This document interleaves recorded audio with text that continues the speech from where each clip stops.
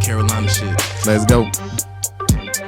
I tell the truth, Dollar, he always been snapping. They just don't like your type of rapping. But nigga, I'm straight. Ain't even trying to be litty. Just spit shit that they can relate. Been putting that work, grinding for more than just paper. Enjoying the fruits of my labor. And rest in peace, Kenny. My mentor, my homie, my brother. I know your spirit's still here with me.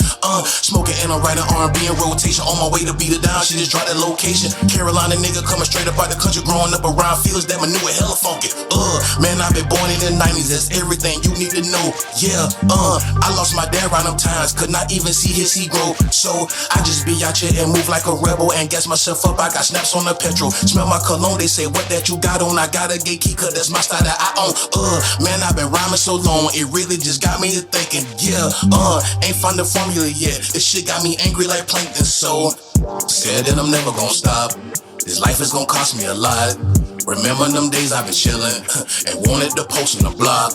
Smoke my first blunt, I was 16. Probably around the same year, got my first piece. Me and cocaine used to sip codeine, watching MTV cribs, give me rap dreams, falling for nothing but stand for a lot. My life is a movie, but scripting my plot. Embracing this shit, cause it's good for my soul. Get rich and duck off is my only life goal. I just gotta get it in, go harder, can't knock me off the square. I'm way smarter, 803 shit, yeah, the Ville raise 'em. Rapping is a breeze, feeling like a vacation. Always gotta prove myself, in this time at a time. I hate wasting my breath. All I'm trying to do is make a living while chillin'. Got the heroin flow, so your boy dope dealin'. No room in this game for no lyrical shit. All you gotta do is give him a hit. I be speaking that truth like a young pastor, cause there's none before me and there's none after. Dollar. Yo, we back in the building, Fly Like TV, and it's your boy Wesley, aka Mr. Stay Down Till You Come Up. And I got a special guest back in the building, bro. Welcome back, bro. What's good with you? What's going on with you, brother? Already, bro. Tell the people, man, what your name is, where you from, all that good stuff. What's going on, y'all? This your boy Lyrical Dolla. I'm back representing that Bishopville, South Carolina, 803 shit, PD area shit. Already, bro. So I appreciate you having me on, coming back, hollering at me. Oh yeah, for sure. Yeah, so it's been a lot going on lately, man. You came in almost about a year ago. Mm-hmm. You know what I'm saying? Did Turn City Up challenge? You blaze it up real quick. All your people jumping on, sharing it, going crazy.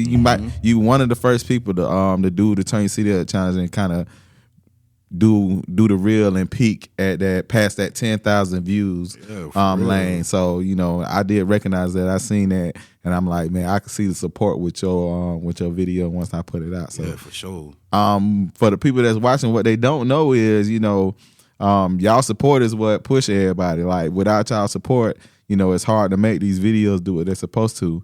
And yours one of those first ones that I could see the family members comment, and I could see the people from your hometown. I don't know how it hit in your hometown, but with them reels, once it hit in the hometown, and one of your family members share, and then it go from family member to cousin to to people you went to school with. It was all friend over. of a friend and all that. Yeah. So how it feel to see it go down like that, for you to come in, and do something that you probably was that your first time doing something like that? Yeah. Yeah. Mm-hmm. To be the first time actually doing something like that and see it technically, maybe not on a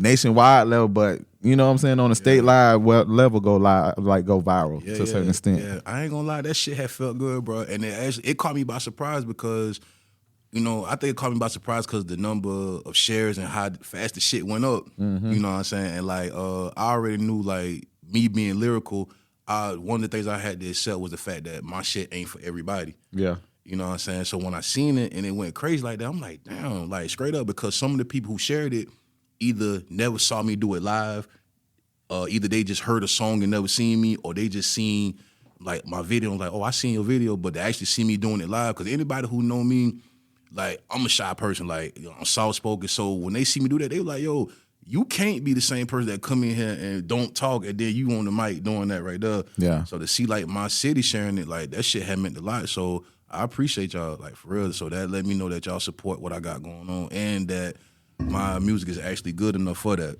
Yeah. Did it motivate you? Did that kind of put a battery in your back? Hell yeah. Man, bro, I swear, it was after that, everybody kept asking for the song. So that was already my first fuck up, because I didn't have that song and I didn't have a follow-up, but I knew I wanted to do some shit like that again. Yeah. So I went to writing the next joint that I was going to go to another platform to do. And, I was like, all right, well, shit, fuck it. I'm starting the year off right. Why not just do this shit all year long? You know what I'm saying? I appreciate you because shit, you basically put me in front of an audience.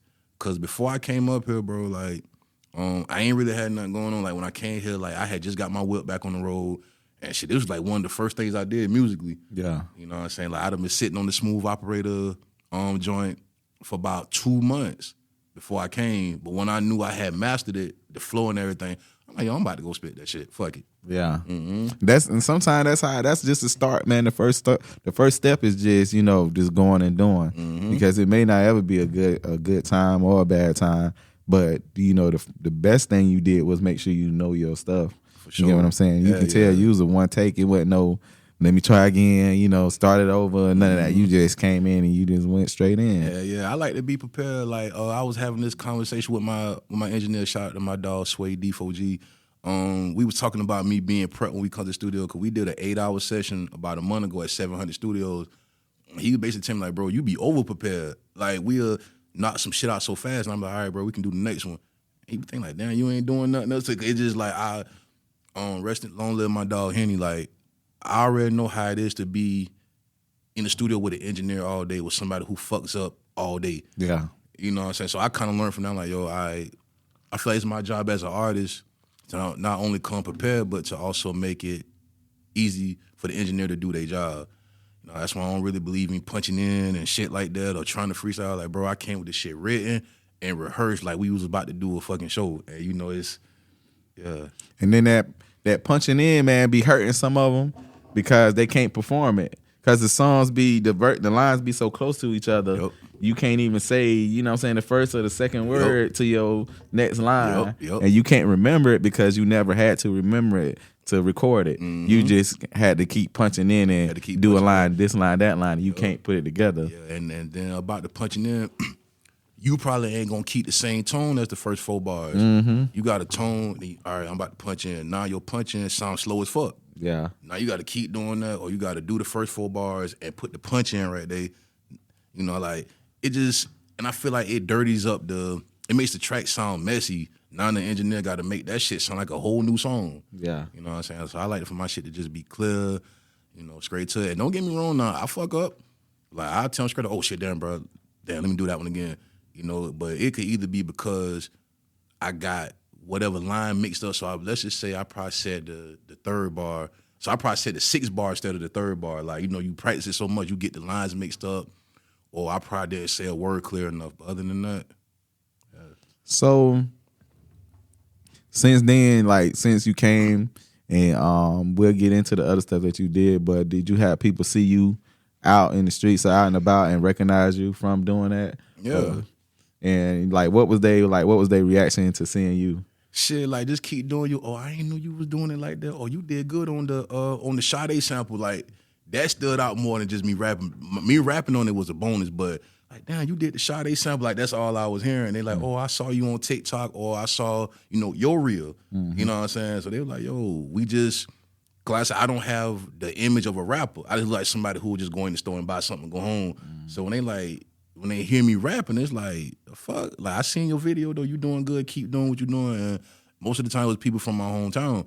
I got my folks at my job who heard me, and they motivated me to keep going and shit. So that let me know I'm on the right track. You ever got, have you got a reaction that shocked you out of somebody? You ever had somebody come to you and say something that you was like, dang, you know what I'm saying? I got this person's attention.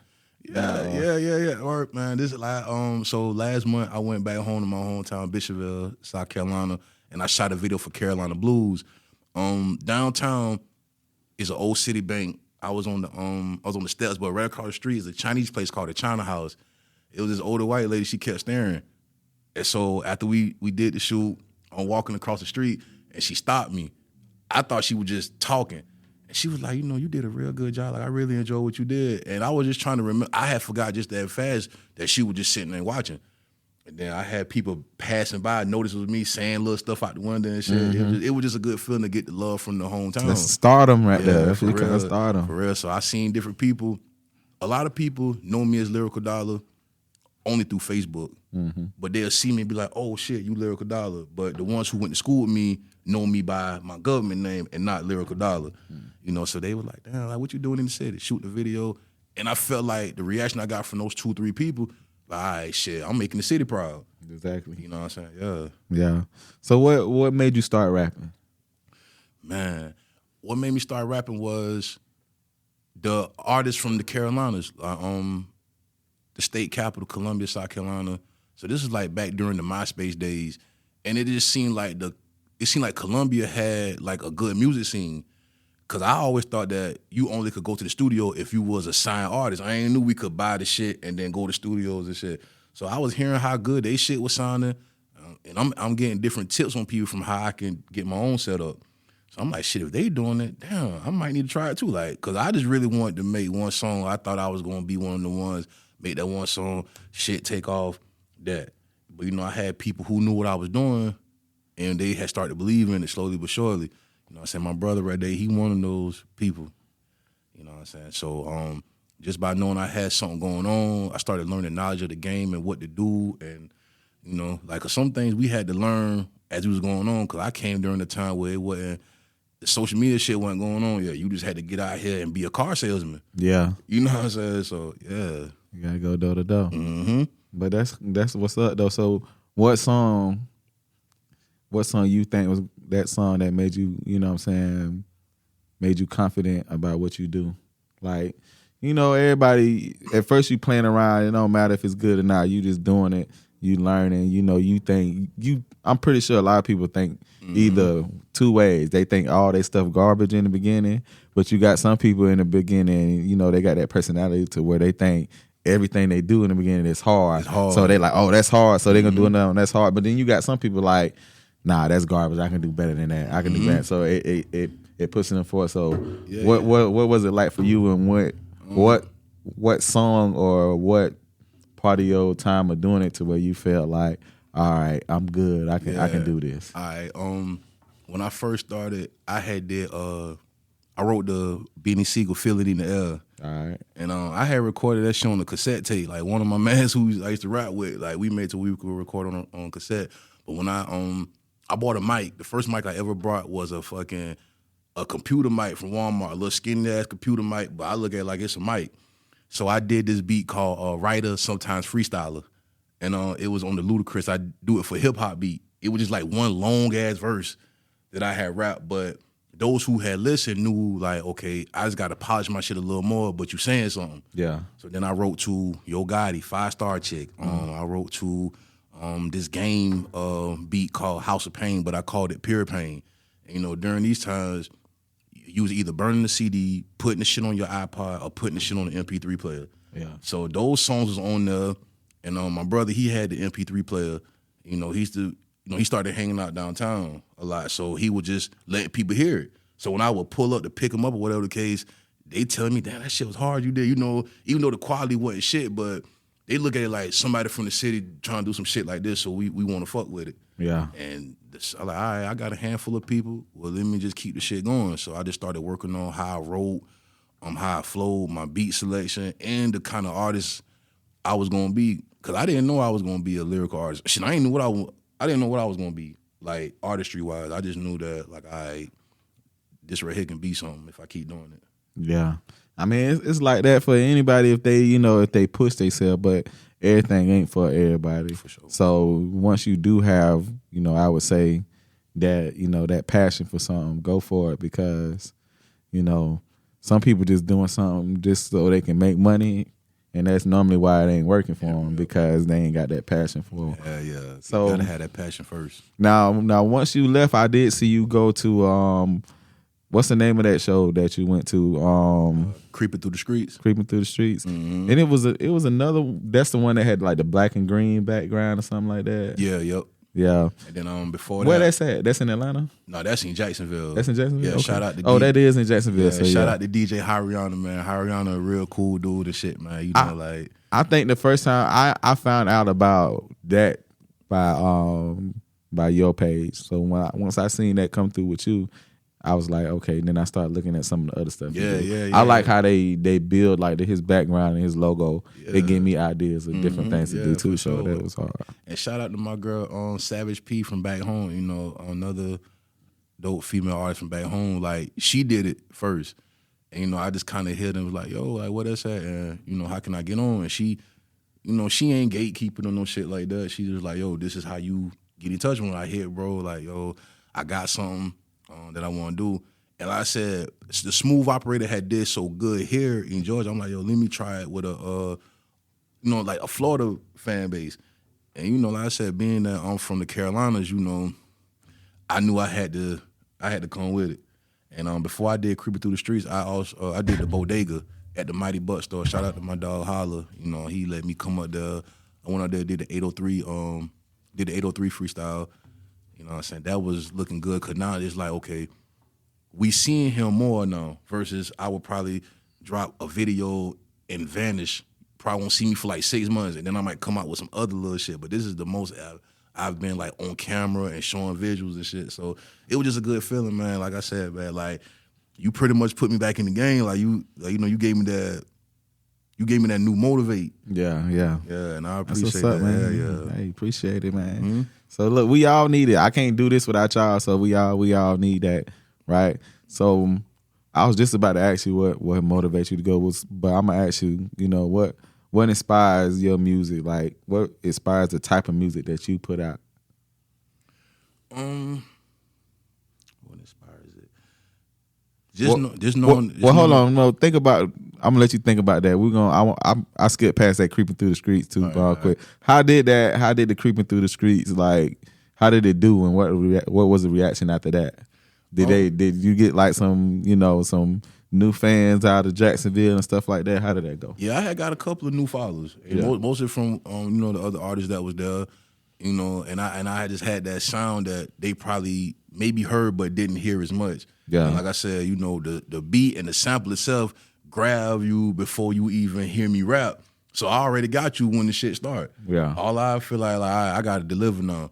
And, you know, even DJ Hariana reaction, because like I said, they probably look like, okay, this is how he act. Yeah. But then when I start rapping, they like, hold the fuck up now. Like, this ain't the same dude, you know what I'm saying? So, yeah, like that right there, I could appreciate that, because I was able to that was my first time ever going to Florida. Yeah. You know what I'm saying? And then, you know, this is my first time going to, like, another platform in another state just to showcase my skills. All right, so that's what was dope. So it got the reaction you needed out of it. Like, yeah, like, you know, it was a little slow at first. I think like whenever I drop a video or something, I always expect for it to be a little slow. I mean, of course, we all want our shit to do 100,000 in 30 minutes. Yeah. You know what I'm saying? But the comments was there, and I knew, then I look at like the time it dropped, the day it dropped. So it dropped on a Sunday, but mine was the only one that had dropped that day. So I kind of like just had that whole day of just no interruption, just my shit going on. He reposted it in his story, and I was getting comments. Like, I said, a lot of people was complimenting how I was riding the beat. And, you know, some people asking, is the song out? Once again, a couple months later, the song's still not out. I'm just steady rocking with the beat. It's like, damn, I'm missing streams. I'm missing fans because they want to download the shit, and all they got to do is just keep coming back to the video. So I knew right then, like, all right, it's the second time I've been unprepared with the song. I got to do something. But as far as people giving me their feedback and what they like it was good. So let's talk about, what inspires you? What keep you going, you know, basically with the type of music you put out? You don't do a lot of turn up music. You do like the lyrical, you know what I'm saying? You do, you know, you got a certain kind of slow tone with your music too. And I would expect that to be because you want to be heard. You want every word you say to be heard. So what inspired you to do it like that?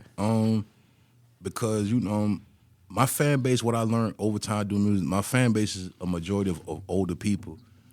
And older people, they already look at rap as, we don't know, you can't understand what they saying and shit like that. So I think what inspires me is the fact that I know that if I drop something, I already got a handful of people that's already waiting on it.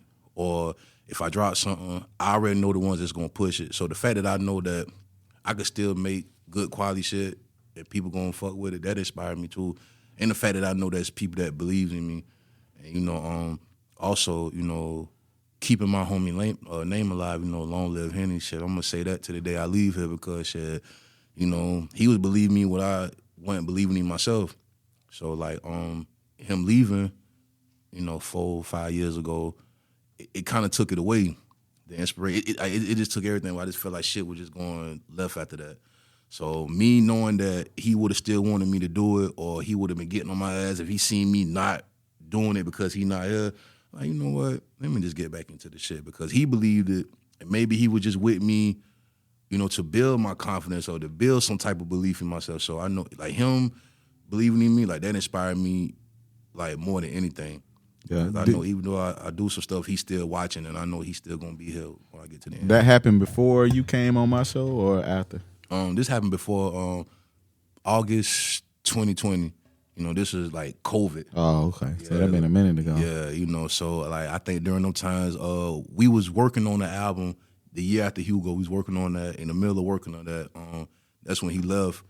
And you know, I was living here at the time, so I still had to do the back and forth. It took me like a year to even think about finishing it. Cause when I wanted to finish, you could still hear like the grievance in my voice and shit. Like I felt like I didn't grieve him properly because of COVID made a lot of shit impossible. So, you know, you couldn't be indoors around a lot of people. And, you know, it was just crazy times.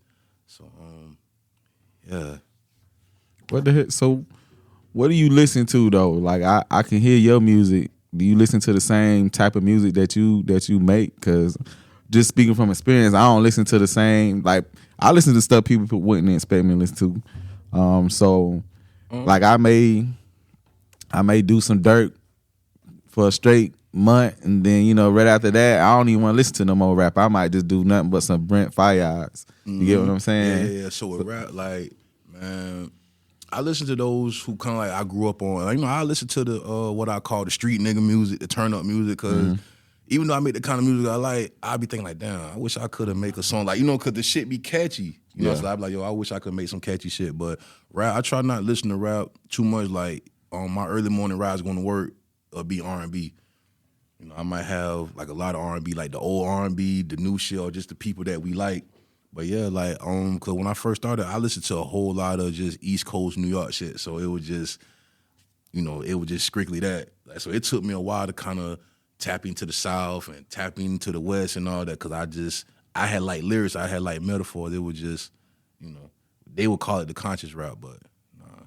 So I think I listen to some of everything, but mostly R&B if I ain't listening to rap. I might listen to myself every now and then. You know what I'm saying? Like, cause eventually your ears are gonna get tired of certain things. You kind of want to switch it up. Yeah. What you think about the atmosphere of music right now, though? What you think about the atmosphere? What the music sounding like? The type of music everybody putting out? You already talk about how they making it, but what you think about the atmosphere of the music that's being played or being promoted the most right now?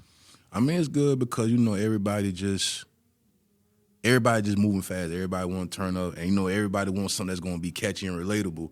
So, you know, like, it's in a good space because, like I said, ain't nobody want to just be in the club and then you listen to something that they kind of forced to make them think everybody drinking. Mm-hmm. So you just want to just listen to something that is going to keep you, like, just up. You know, like, my shit will be the type of shit you'll listen to on the way home from the club, going across the street to the Waffle House and shit. You know what I'm saying? But I think it's in a good place because a lot of that stuff I do like. I mean, I don't know how to make that kind of music, but, you know, I fuck with it. Yeah. What's up? So what's the plan for you? Because I see you in your promo move. You know, you obviously investing in yourself. So what's the end goal? Because I know you're not just doing it just to do it. Yeah, I mean the end goal, you know, for me, and I think should, you know, be for a lot of artists. You just want to make a living off what shit your God-given talent for real. Like, you know, you want to feel like, all right, in the end, shit, this is how I'm gonna damn pay the bills, or this I ain't gotta clock in the job. Like, shit, I ain't gotta do nothing. Go make a song, make a video, and so my end goal is to want to be able to take care of myself off the music and my family. You know what I'm saying? Cause you know we all want to make it in some kind of way, whether it's rap, just anything. But you know, music kind of like is just like it would be looked at as a easier thing to do because you ain't gotta do nothing but write a song. But my end goal would be to be able to take care of me and my folks off of, you know what I'm saying, my talents with music alone, for real. Yeah. You had any conversation with like any labels or something like that? No, I ain't had conversations with labels, but my engineer, Sway, he done ran to a lot of A&Rs who heard me when he was in the studio mixing me. They asking about me. You know, a lot of them want to meet me. So, you know, it's up to me to kind of just get on the road and start taking these drives and shit. You know what I'm saying? Because after a while, the FaceTime and the DM and we want to, like, see you. You know, so I'm going to be doing more of that, you know what I'm saying? So if these folks is around asking about me when I ain't around, shit, why not just be around? put myself in the position to be seen. Like, you know, we can be sitting in there, he could be playing or mixing one of my songs, and I'm just eating there chilling. They might think it's somebody else who just love, but the whole time it's me. So now they can meet me, and you know, whatever they want to talk about, we could do that. Now, if you could get signed, like what if you had the choice? If you got signed, if you had the choice of who to sign to, who your dream label you want to get signed to? I ain't gonna front. It was always Def Jam and shit. You want to get signed to Def Jam? It was always Def Jam. Like a now Def Jam or back in the day Def Jam? Shit, the back in the day Def Jam, cause shit, all my favorites was on that bitch. From DMX all the way to motherfucking Redman, Method Man. You know what I'm saying? And you know, Def Jam just always has seemed like the label of just heavy hitters and shit. You know what I'm saying? So That's the original heavy hitters. All the way back to what? Ron DMC? Yeah, LL and them. So it would either be them or it'll be Interscope too, because Interscope done, you know, put out a lot of popping people, big names and shit. So you know, and I never heard anything bad about, you know, those two labels in particular. Yeah, it's a lot. It's a lot of bad out there about Def Jam. I can't think of nothing for Interscope, but yeah, for Def Jam, definitely. But you know, everybody got their ups and downs. Everybody got they you know what I'm saying, they faults. So yeah, you know, they did produce some greats though. Yeah, for sure. You know, like, man, and these is music that I still listen to this day, for real. Yeah. So you got any, like, who you keep around you that do music too, or you just do everything by yourself? I do everything by myself, really. Like I said, I just got with my engineer Sway. You know, he from back home in South Carolina too. We linked up maybe 3-4 months after I came here for the first time. You know, he just kind of kept me motivated because he kept coming around, and you know, he gave me that same vibe that my dog Henny gave me, like believing in me. You know, and you always judge off the first session. You know, he was just so surprised at how fast I work and how fast we would just knocking shit out. We'll be having like 2 and 3 hours to spell after a session. You know what I'm saying? But other than that, I keep those around me who gonna support. Like, you know, my brother, he tell me all the time, like, you know, I'm the one, you know, it's gonna happen. You know what I'm saying? Like I said, he was one of the ones that started letting people in the city hear me first. Like I said, you know, with the MP3 player and shit. So I feel like if it wasn't for that situation, there's no telling how I was gonna get people to damn listen to me. So, but as far as musically, I just keep my engineer around, and you know, those who support me and who want to see me win and shit, and who's like really gonna put me out there. Now you keep bringing up your brother, but what about the rest of your family? How they feel about what you do?